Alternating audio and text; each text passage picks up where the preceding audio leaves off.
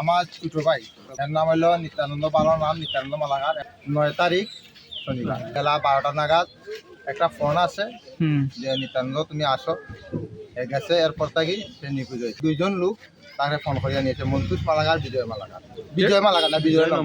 তারা হয়তো একসাথে থাকতো, বন্ধুর মতোই, তারা বন্ধুই। এরপরে তারা তো দিনের বেলা হয়তো তারা আসিয়া পড়ছে বাড়িতে, আমার ভাইয়ার নিখোঁজ। এরপরে 11 তারিখ মানে ওই একটা বডি এখানে ফেসবুকের মাধ্যমে আসে যে এখানে একটা বডি, তো আমরা আইনের আশ্রয় লই।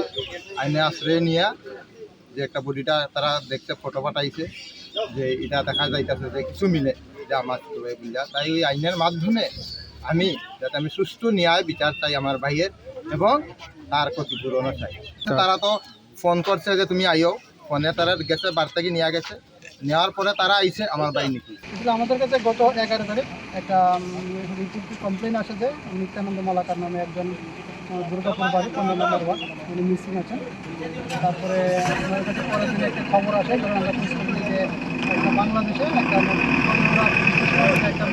মৃত দেহ পাওয়া গেছে। এইটার সঙ্গে আমরা বাংলাদেশ পুলিশ, বিজেপির সঙ্গে এবং ডিএসএফের সঙ্গে এবং আমাদের উত্তরবঙ্গ কর্তৃপক্ষের সঙ্গে যোগাযোগ করে ওনার ফ্যামিলি মেম্বার দিয়ে বডিটাকে আইডেন্টিফাই করা হয় যে বডিটা নিত্যানন্দ মালাকার।